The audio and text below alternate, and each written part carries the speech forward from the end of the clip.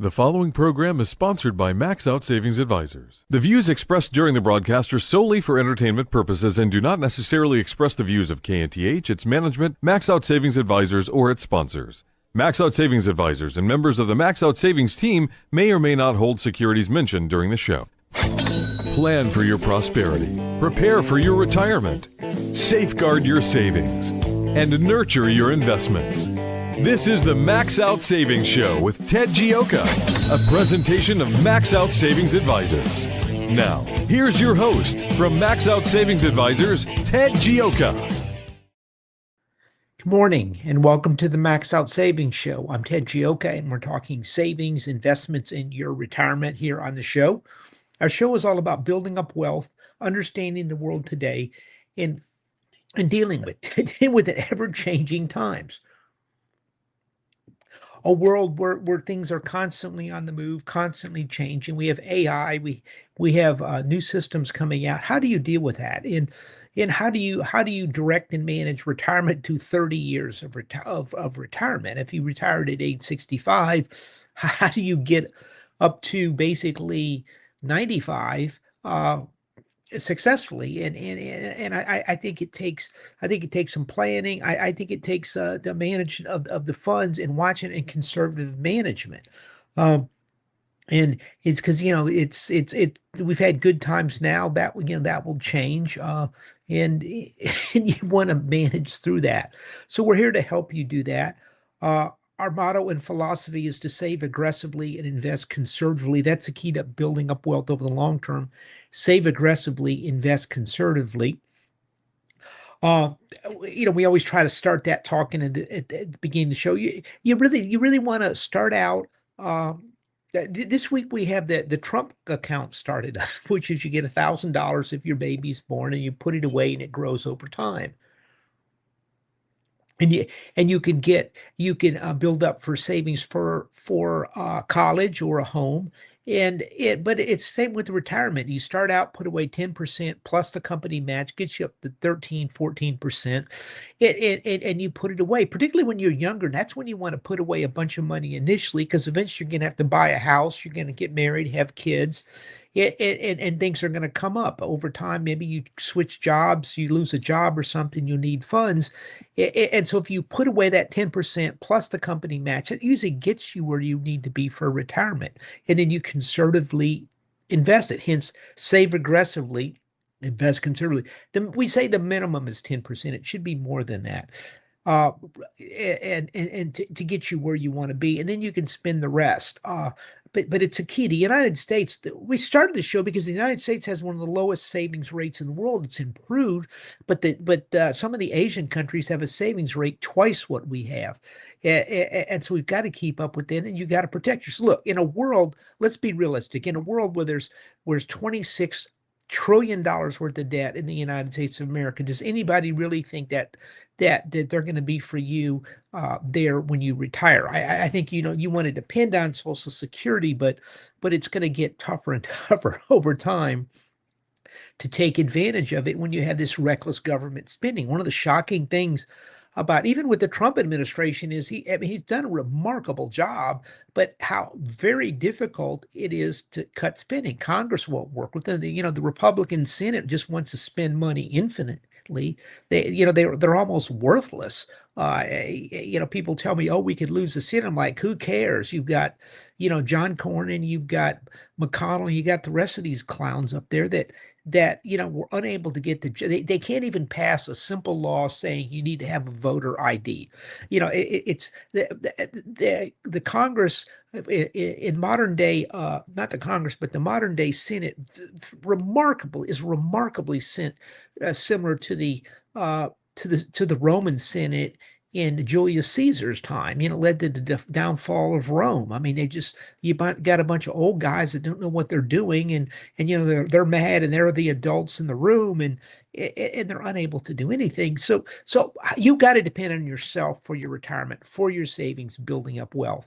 Now we got quite a bit to talk about on the show here today.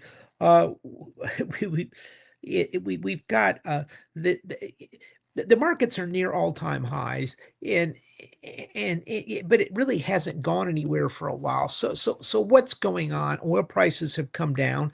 If you look at West Texas crude, it's come down. It actually peaked about, it hit at 120 one day, and then as I've said in the show numerous times, one of the most remarkable things I've ever seen happen in the financial markets is President Trump has managed to keep oil underneath $120, really, frankly, under $115 and $110 for all practical purposes, with the Straits of Hormuz shut down. Nobody would have taken that bet before this war happened. And so oil prices have now come down. They actually, if you look at the chart, they actually came back and closed the gap last week or the beginning of this week. The gap up when the war unexpectedly started. So oil prices are right back where they were. Now, refining margins are much higher, and so oil prices are still a little higher. But so where do we go from here? And I think this is something that we really want to take a look at here, and figure out, what do we do? Where do we go from here? So what? A couple thoughts on that issue here. And let me just check something with the mic. Okay, yeah. The looking at the let me see if I can switch mics here. Okay. So one of the things to look at here is the what do we do with oil prices? And I think this is something we have to take a look at here. This week, President Trump has come out, and Iran starts bombing the tankers going across the Gulf. So Trump retaliates over the weekend. And one thing you have to understand, in a modern world today, in countries with big stock markets, okay, wars are fought over the weekends. So you want to fight the war over the weekend, and then you want to get a deal done Monday morning. I mean, initially you have to fight it more than that, but eventually you get Monday morning, you get some type of settlement, and the markets calm down. And that's how he's been able to kind of manage oil prices. A couple things have happened that have changed. This is the question with Iran. It looks like they don't have a very stable country. It looks like there's really different power groups in charge, and one of them cuts a deal, and then it holds up for a week or two, and then another sector attacks. And the question is, are they pushing Iran to kind of break out into a civil war? So and that's a real possibility here. Because it really, you got one of the largest countries, larger country in the world, 90 million people, that there's really it's a very fractured functioning government. And so it makes it very difficult to deal with the situation. At the same time, we have the war in Ukraine, another war that just keeps on giving, that, should have never happened. And yet here we are. That is,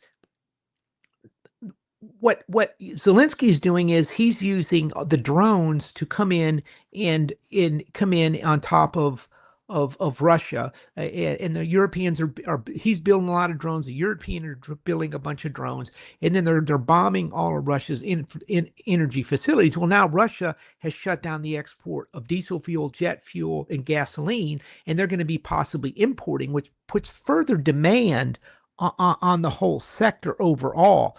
And so this is not a positive. And so this is further demand for oil and gas out there when inventories around the world are critically low. We've been at one of the two reasons we've kept oil prices this low has been, number one, Trump has been a absolute master of convincing everyone the war is going to end over the weekend, and it's just about to end, and no one's been afraid to go up against him and bet oil's going higher. And they probably leaned pretty heavily on some of the big commodity trading firms to get to, they better not see speculation in the market. And so they've been very good at this. And the other reason is that that we had huge inventories, which we've drawn down all the inventory. These inventories have to be rebuilt. So oil, if they talk about there's demand destruction. There's been a little. There doesn't seem to be a lot of demand destruction. I mean, the president of Delta came out and said, "Well, yeah, oil prices are down, but we're not cutting fares." Which is just classic. I mean, the minute oil goes up, every company in the S&P 500 starts raising prices, and then when oil goes back down, they're nowhere to be seen on cutting prices, and their margins hit another record high every year. So what we're dealing with is they're all using oil to come up, but there's not been a huge amount of demand destruction. At the same time, they've got to refill these reservoirs. So I'm not convinced.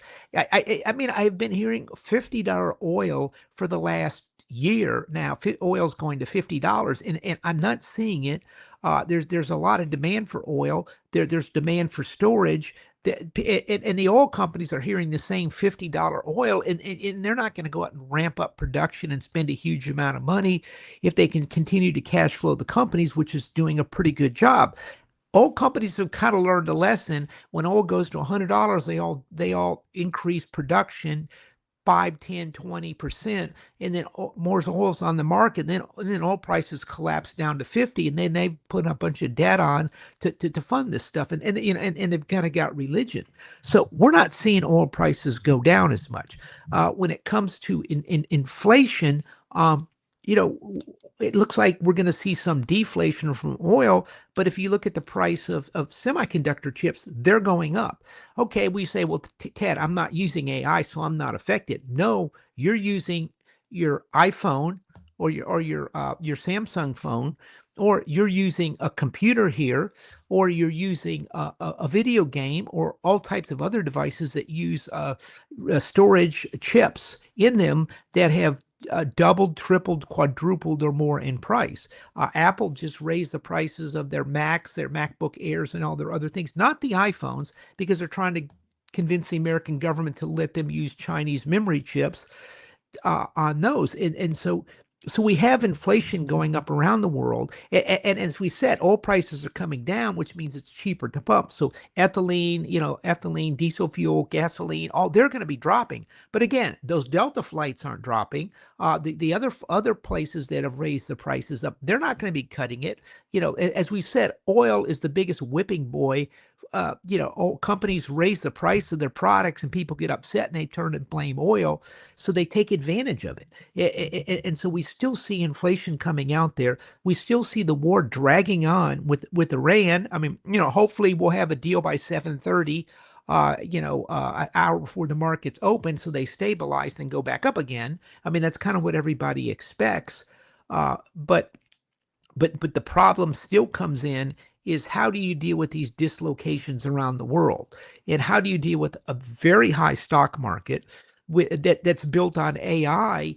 And there's more and more problems with AI. There's more and more issues with, hey, this thing isn't really as profitable as everybody claims it is. Look, AI is fabulous for a couple things. You want to fight a war, you need AI. We've been doing that for a while, okay? Don't think that this AI that, Chat GPT and everything popped up out of nowhere, a year and a half ago. This has been used by the government for a long time. They finally released it to the public. And so it's great for fighting wars. It's great for writing code. It's great for testing code, for hackers and things like that. It's great for maybe doing some molecular research for drug. It's good for a lot of things, but also it's very expensive, and it's not good for a lot. The human brain is actually pretty darn good. I mean, that came up with AI, and what we're doing in the brain is remarkably efficient. So we're using basically AI that uses probably 100 times the energy of the human brain to figure out the same thing or more. And this is why energy costs, again, aren't going up. Natural gas is going to be going up. They're firing, when they come to AI, they talk about gigawatts of power. It's really, it's all about power. So there is opportunity out there. There's opportunity in energy and stuff. But again, understand Iran is very complex. It's not going away. President Trump would like a deal solved. Israel certainly doesn't want a deal. They want to continue the war. Iran, they're completely crazy. Trump gave them a deal that everyone was criticizing was too easy on them, and then they stupidly went to war again. So you're dealing with some very mentally unstable people. The nuclear weapon is is the cornerstone of Iran's Islamic religion. I mean, it's like Christians have communion, and the Iranian Muslims, they have the nuclear bomb is like a sacrament to them, and so you're dealing with basic lunatics over there, and so it makes things very difficult. Now, tell you what. Let's take a quick break. We're going to talk some more about this. We've got some very interesting things on drawdowns and IRAs, RMDs versus 4% rule. That's really pretty fascinating. We're discussing that. We're talking about some more things of really, what's happening and where are we going to go with this market? We've got some big things coming up. Markets at our all-time high. What are you doing here? We're going to be discussing that right after this quick break right here on the Max Out Savings Show. The Max Out Savings Show with Ted Geoca will return shortly. To speak with Ted Geoca now, call 713-339-1070. Back in a moment with the Max Out Savings Show. I'm Ted Geoca, and I approve this message. Inflation, instability of the market, bonds, precious metals, oil and gas, and lack of old-fashioned cash puts your retirement at risk. It takes a different type of portfolio to deal with these issues, and that's where Ted Geoca can come in, and he can help. Go to maxoutsavings.com and schedule some time with Ted. That's maxoutsavings.com. And listen to the Max Out Savings Show every Saturday at 10 a.m. on AM 1070 and FM 1033. The Answer. I'm Sam Malone, president of 512 New Media. We're Houston's leading marketing and content creation firm for many reasons. Our assets are exceptional, from video production to web design, strategy, and the ability to say no. Saying no is integral in launching a successful, profitable campaign. For example, take a look at Memorial Day. It's a federal holiday set aside to honor and mourn those in our U.S. military who died while serving our country. I'll say it again, for those who died while serving our country. So how does having a sale work in unison with the reason for the day off? Look, we know people will be at the beach and barbecuing and having parties. We would probably say no to launching a Memorial Day sale. So is there another way to commemorate the day while marketing your brand? Absolutely. And from our experience, the same holds true with Easter Day sales and MLK Day sales and Christmas Day sales. That's why we're different. No cookie cutter, follow the crowd, template marketing. Let's talk. We're 512 New Media. 512 New Media. With better marketing comes better value, creating better results. In the 1970s, the big song was the Bee Gees' Stayed Alive. Well, it was difficult back then to stay alive if you were a retiree. Inflation was running rampant, and since then, over the last 25 years, it's gone away. Well, inflation's coming back, and it's going to endanger your retirement. If you're a retiree, inflation is your biggest enemy. Hi, this is Ted Geoca of the Max Out Savings Show. If you need help with your retirement, I'd like to help you out. Go to maxoutsavings.com. That's maxoutsavings.com, and we'll show you how you manage through inflation. Don't let inflation destroy your retirement. We return now to the Max Out Savings Show. Here's Ted Geoca. Welcome to the Max Out Savings Show. I want to talk about one of our sponsors today, Advanced Longevity Center here in Houston. What they do is they are a non-insurance pay health company that will take a look at your health situation and kind of guide you of what issues you have. What they have is full body scans, MRIs, and to do so they can take a look at you and see, hey, how healthy am I? Do I have any problems? Now, as I said, insurance won't pay for this, but it's a reasonable price, and they will do a whole body scan. And they will sit there and take a look at your health situation. And at Max Out Savings Advisors, we believe health is one of the primary things when it comes to retirement, almost as much so, possibly more so than money, really. And people plan for retirement but they just kind of go along when with their health. If something pops up, they go see the doctor. This lets you be a little bit more proactive. It lets you come in and take a look at your situation, see, hey, oh, whoa, there's a developing problem here. I need to keep an eye on it, or I need to change my lifestyle. And I think this is very helpful, particularly if you have in your family, if you have health issues, with your parents or grandparents that you can see with different types of things. This lets you determine, do you have that issue? They can actually do DNA testing if need be. They can do tests to sit there and see, and they'll do the full body scan, which it's remarkable. It takes like 5 minutes. I couldn't believe it. And then they go through, and then it gives you like 600 scans of different scans of your body, and they go through it, and they can see different things. It's like looking at a video of your body, and they can really see where, hey, you have a potential problem here, or hey, you're having this. Take a look at this, and you can see it, and it really brings home the situation really remarkably much clearer than if the doctor sort of says, hey, we're seeing this, a little of this, or whatever, you want to watch your eating.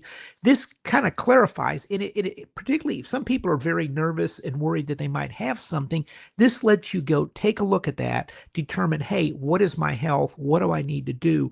And they have DNA testing. They have a number of other things, but the full body scans are just absolutely fascinating.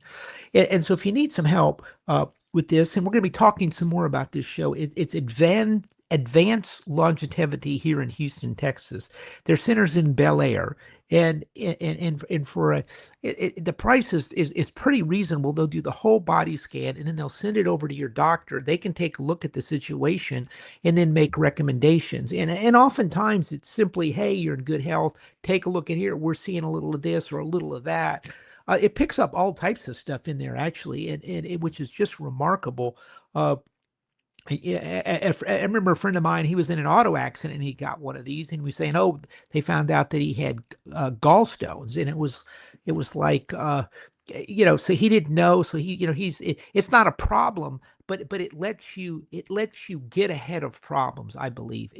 And so if you get a chance, take a look at them, Advanced Longevity here in Houston, Texas at their Bel Air Center, and mention that the Max Out Savings program sent you there.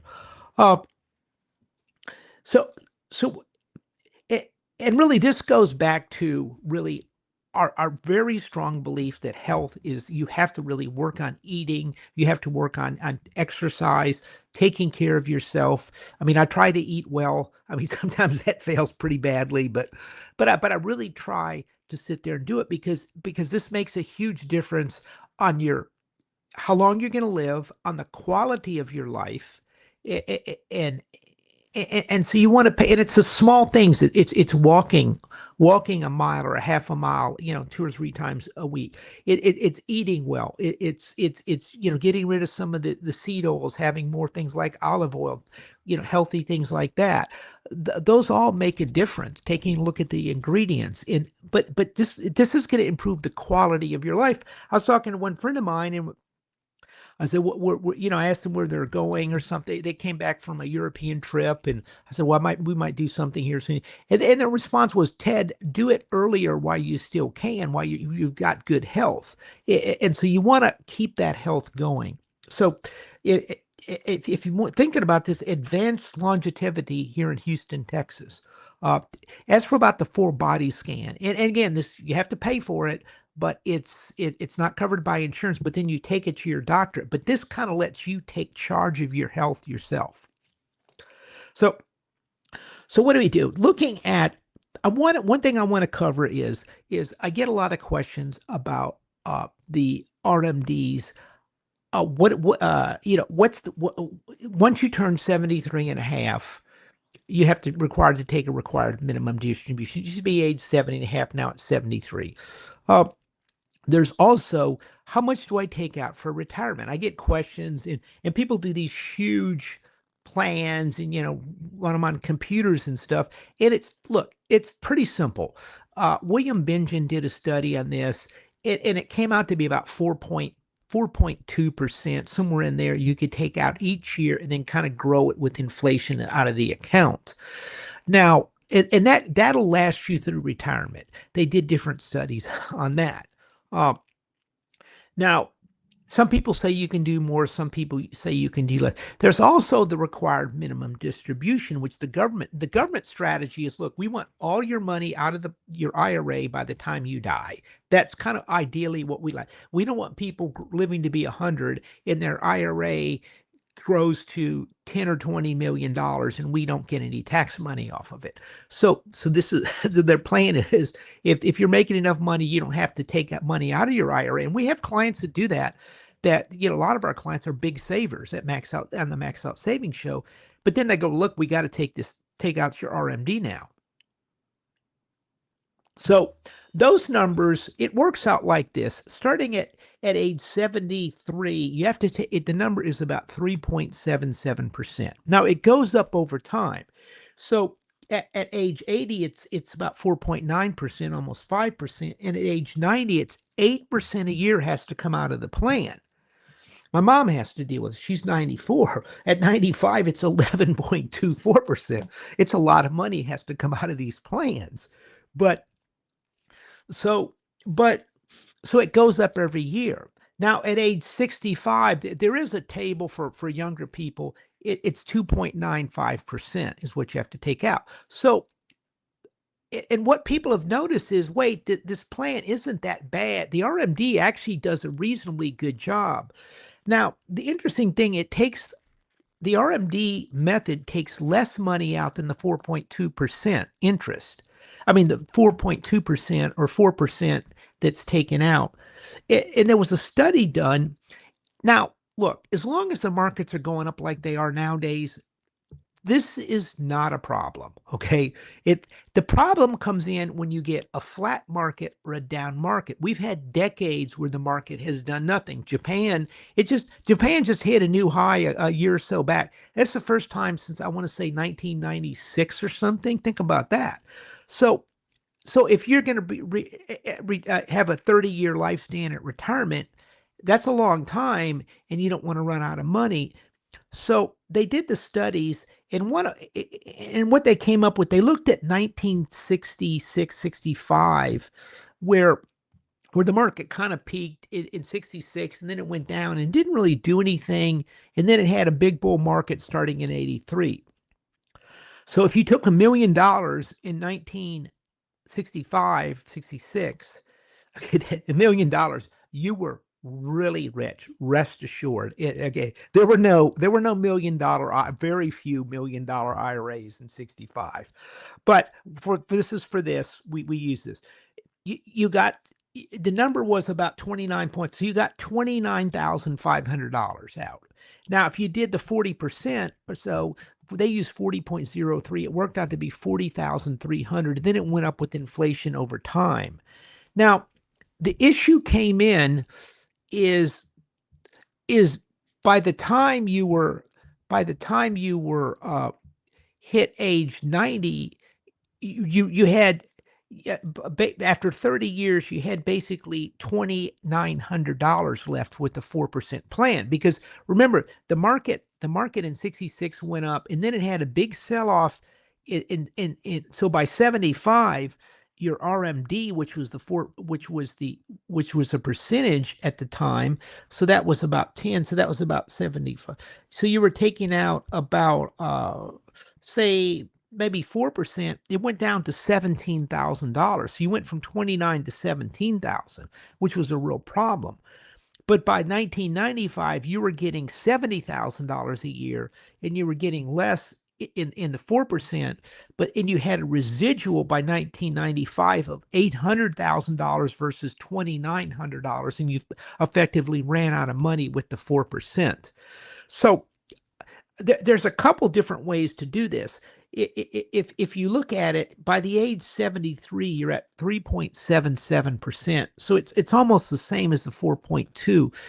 But I think by adjusting the amount, I think the moral of the story to this is, if we get in a bear market, you've got to reduce your spending to some extent and cut back. Now, the 40% grows with inflation every year, but if you get a down market, the market goes down 10% or so, I wouldn't raise my, I would not raise my income that year.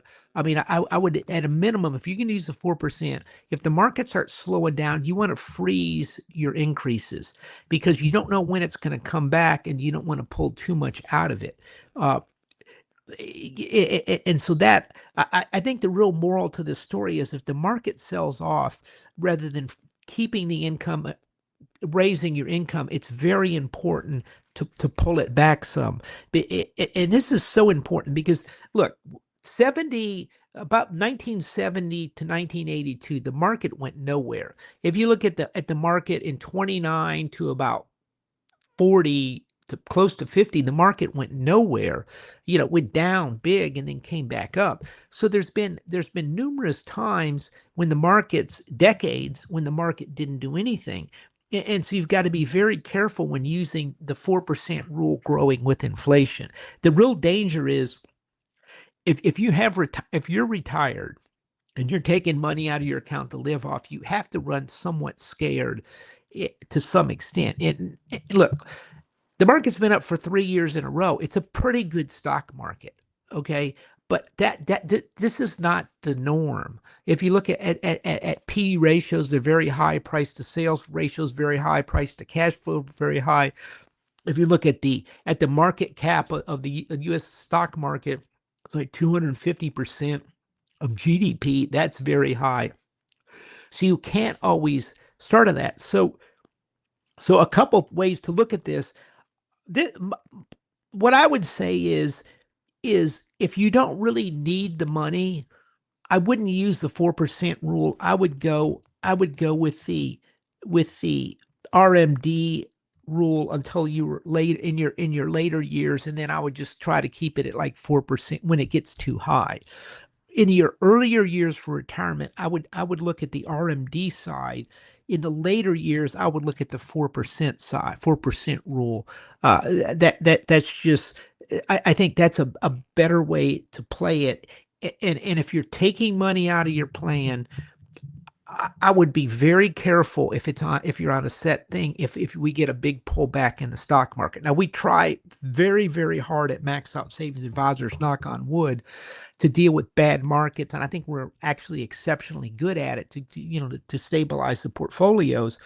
But it's something to think about. If you're just in your RMDs, remember, if you're just taking the money in RMDs, the RMD is going to adjust for you each year. You kind of don't have a choice with it, but it will adjust it. So if things are bad, it'll pull back the next year. Now the danger is if the market sells off, then you really have a problem the next year with the RMD, because you could sit there and run into problems with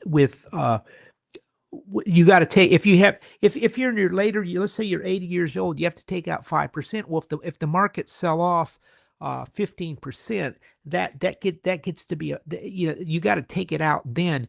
And so if the markets look like they're going to go down, you're better off, or it looks like something's going to happen, if there's a war coming up or something, take those RMDs earlier rather than later, because you might be if you've got high price stock, you can sell it earlier in the year. Whereas if it's the end of the year and the market sells off, then you're going to be stuck. Now, if the market's going up, you can take the RMD at the end of the year and your stocks went up, and you can then sell your stocks and they've appreciated and get more RMD back.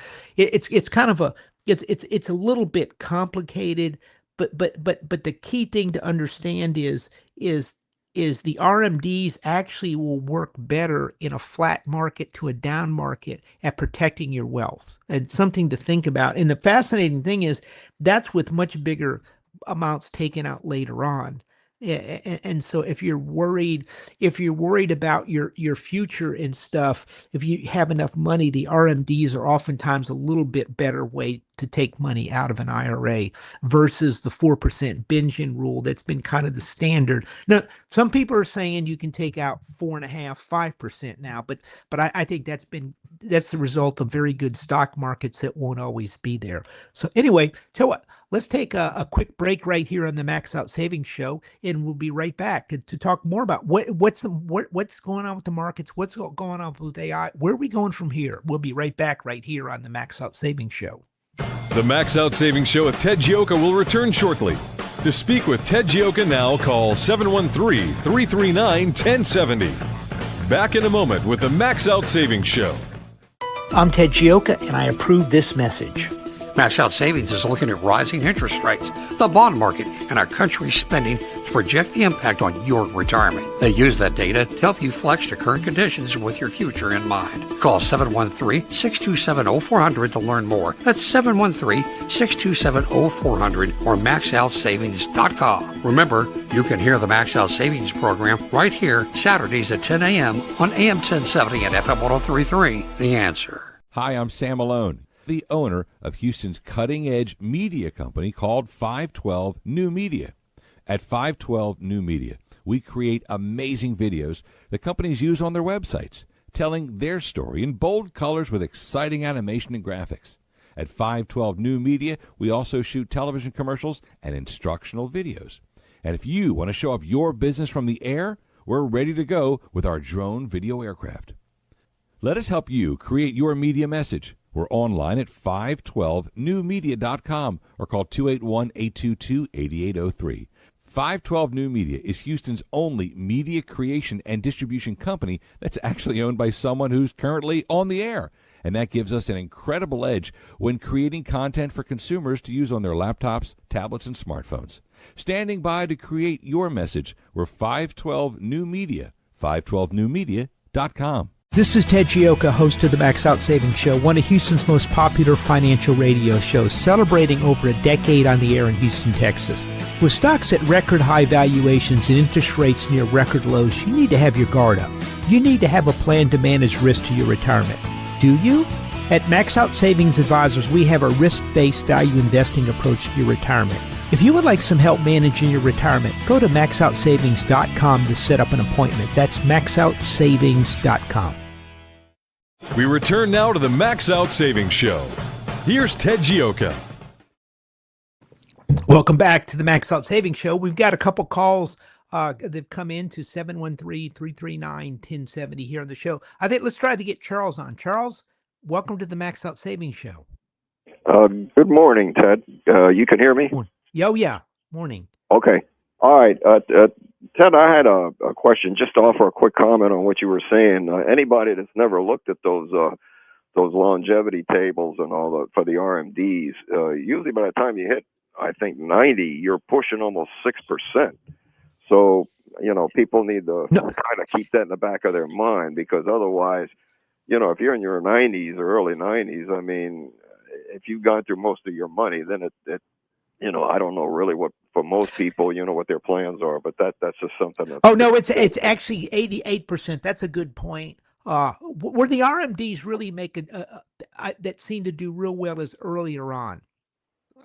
They tend to do pretty well. The key to the RMD is when the market sells off, it pulls your RMD, your required minimum distribution back. It reduces it, versus on the 4%, people keep taking the same amount out, and you have 2 or 3 bad years in the market, and you're taking out 3% of the all-time high. All of a sudden that gets to be a big number. Yeah. Well, Ted, my purpose for calling was I don't know if you saw, I guess Elizabeth Warren and I don't know, there was some other Republican senator. They were coming up with a plan to address the Social Security shortfall. And I think what they were trying or proposing, what at least I heard, maybe you heard it, is that for Social Security wages, it's usually capped at a certain amount. I don't know if it's 180,000 or I don't know what the number is. But the point is what they're proposing is to extend the life of Social Security, just take away the cap, and now everybody pays that amount. So if if your income is in the millions, you're going to pay that. You're going to pay that amount, and what they're saying is that should push Social Security funding all the way out. I don't know if they said another century or whatever, but basically it was going to be in a decade. So I was wondering what your thoughts were on that. Yeah, I mean, look, they're going to have to do something, because that's the thing that scares people the most is Social Security, and they're going to have to do something. And that doesn't seem to be an unreasonable idea. Likely, you're going to put a cap. Maybe you could even cap it instead of that number. Maybe it's $500,000, something along those lines, or 300,000.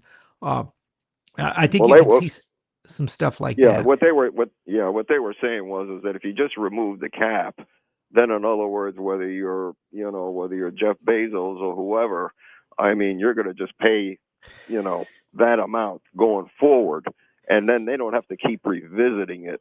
And I don't know. I mean, I guess because the other thing is either you cut benefits or you start playing around or having people work longer, and I mean that some of that. Well, I tell you this, the scary thing actually for a lot of our clients is they go, well, if you've got X dollars in your plan, your thing gets cut back, and that's why I'm not as concerned about raising the cap on the income, because instead what they could do is they could go, well, retirees that if they've got $1 million in their plan, they only get 80% of their thing, and that's the scary thing. So I actually support raising the cap more so, because the alternative is not good for a lot of middle and upper middle class saver retirees. Right. Because they're the ones that are going to get hurt by this whole thing. Right. Okay. All right. Well, I'll let you go, but thanks anyway. Good point, Charles. Thanks for the call. I think we've got Tom on the line. Do we have Tom?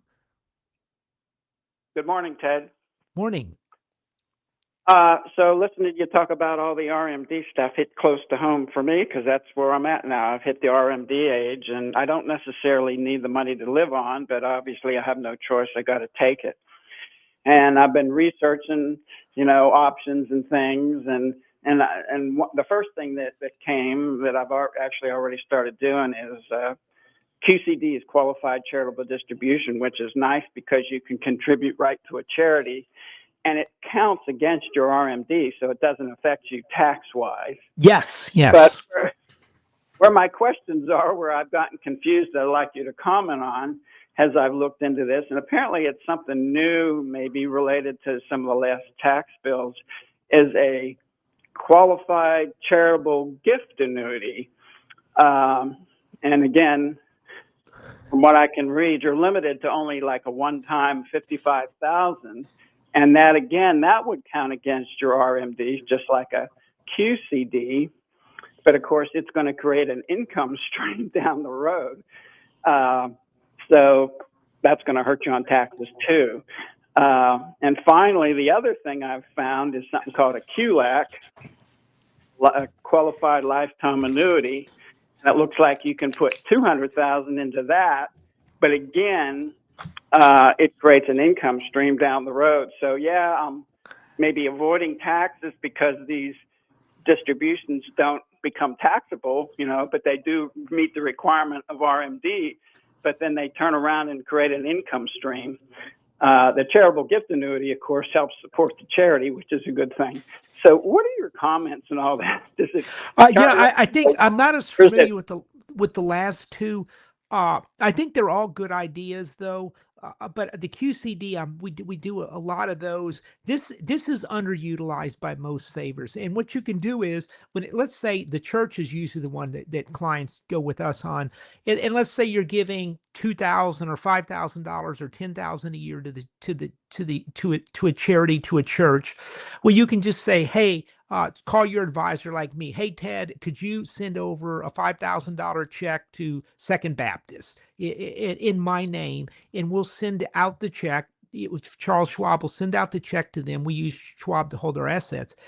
And then what happens is when you get your 1099-R, it doesn't show, it shows the income is $5,000 less, but you can't take the $5,000 off your taxes, but they never appeared, which reduces your adjusted gross income. And that is a real simple way. It's not real complicated at all. And the check goes directly to the charity, and you can do it to, your college or hospital or whatever, or, Red Cross, but, That is underutilized by most people, the QCD. If this really helps out, if it's like a build at the church or whatever, where it's a bigger amount of money, then it really makes a big difference. Yeah, you're right, and it is simple, and that's one reason I was able to figure it out. And actually, your example is very good. I'm already using that to contribute directly to the church, from the IRA. It's those other two things is where I get confused, and I don't know if you have any comments about them. The charitable gift annuity and the QLAC, because again, those are not taxable as far as your RMD distribution, but they create income streams. And I'm wondering if it becomes a wash, or is it sort of like robbing Peter to pay Paul, or you've that any probably thoughts could on be. Those? Because I'm not sure what to do about them. Look, I'm not real familiar with those, but those could be used. Let's say you give a bigger amount. I'm going to donate $50,000 over 10 years. You could possibly do that and not take out the total 50, because you would get a bigger amount through the annuitized income stream, and that could also help out. And then you take out, let's say it's 45,000, let's say it's 45,000 or $42,000 now, and you take that out, and it doesn't show up on your income taxes or your adjusted gross income, and then you get credit with the charity for $50,000. I believe that's the way that works. Yeah, well, that's what I'm still trying to figure out, and I was kind of curious what your thoughts were on that. So, but yes, definitely QCD is a good thing as far as a way to directly contribute. So, yeah, those other two I'm still trying to figure out. So, yeah, Tom, this is a good call. These are really underutilized by people. If you're giving a reasonable amount of money to a charity, it's a really good way to go, because it takes it right off of that adjusted gross income, which is sometimes used to calculate your Social Security or Medicare and those types of things, and so it works very well. Yeah, no, I mean, you're right, because it comes off the adjusted gross income. Of course, when you do that, you can't take a deduction, but who cares, because everybody's taking the standard deduction now anyway. So yeah, that's right. That's all good thoughts. Appreciate the input. Okay, thanks, Tom. Good point. Yeah, and so this, again, the QCD is qualified charitable distribution. It's used to take money out of an IRA account instead of your RMD. Let's say if your RMD is $10,000 a year, you can take the $10,000. You can say, send me a check for $5,000, and send a check to, again, the Second Baptist as an example, and they'll send it out. Now, when you get your 1099, it'll show that there was $5,000 taken out, but you can't deduct the $5,000 out of the thing. But it reduces your adjusted gross income. Very, very simple. QCD, qualified charitable distribution. Talk to your advisor on it. As we talked about, for the RMDs, if you retire younger, it's actually maybe a little bit better way to take money out versus the 4% rule. You've got to calculate it out. But what it really shows us, if the market starts going down for a year or two, it's very important not to raise those distributions you're getting from your IRAs, but to make sure you have enough money, because your assets are pulled down and you're pulling out a bigger percentage. And that's something to watch. Because the 4% rule, you set it at 4%, then it grows 4% a year. And so it's kind of a set number. It's not 4% each year. I oftentimes tell people to take out just 4% a year, but there's different ways to do it. Now, a couple things. Markets here. What do we do? I mean, this week, Hynix came out, a big Korean chip manufacturer. They raised about $29 billion. This is after these are the SpaceX deal, two of the biggest IPOs ever. Again, a lot of money is being taken out of the market into new issues. We're seeing the big Mag 7 really aren't going anywhere. They're having to spend huge amounts of money. Hynix is spending, they're going to spend $29 billion. I guess part of it in the United States, building more factories. Huge amounts of CapEx going on. That's going to hurt earnings of these big companies, as we've talked about. The markets have the economy looks very good. We've got lots of factories coming back. We have AI centers coming back. We've got commodity prices good. Things are good. but we have the midterms coming up. Typically, if you over the last 20 years, the market's almost always had a decline in this, June, July, August time frame with the market. Now we've got a partial hedge on. We took some of it off here this week, but we're still real cautious in here because people are going to start looking at the midterms and go, is President Trump going to lose the Senate and the House? If that happens, there's going to be impeachments. Everybody's going to get impeached. I mean, every one of us will probably get impeached. There'll be so many impeachments. And it's just going to be very disruptive. And so the market's going to start running their calculus on this. And the other question is, what is the situation with the Iran war? I think we've probably seen the bottom in oil prices, at least for a while, because they have to rebuild the stockpiles. And what's going, again, we're dealing with a very unstable situation in Iran. And frankly, the Ukraine-Russia war is getting worse. And now they're attacking energy production facilities in Russia, which means there's less oil, there's less diesel fuel, there's less gasoline, and there's less jet fuel out there. So this is going to be a problem. And so these energy prices aren't going to go down. We have the memory shortages pushing up the price of AI, pushing up the price of computers, pushing up the price of calculators, pushing up the price of cell phones. So that's, again, more inflationary. So I think you want to continue to be very cautious in this market. You want to spread your risk out. You want to keep your bonds shorter term until we get an idea of what's going to happen. I like moving the bonds out about 2 years. You're locking in 4% or more good, solid returns for just 2 years and protecting yourself there. I think caution, you still want to be in the air. Now, a couple things. The Max Out Savings Report, we have a free Max Out Savings report that goes out once a month. If you just go to the website, maxoutsavings.com, request it. Every once in a while, we talk about savings, investment, retirement, RMDs. Every once in a while, we'll bottle lightning in that report, and we'll come up with stuff that said, hey, there's a real severe problem. We talked about COVID. We were way ahead of everybody else on COVID.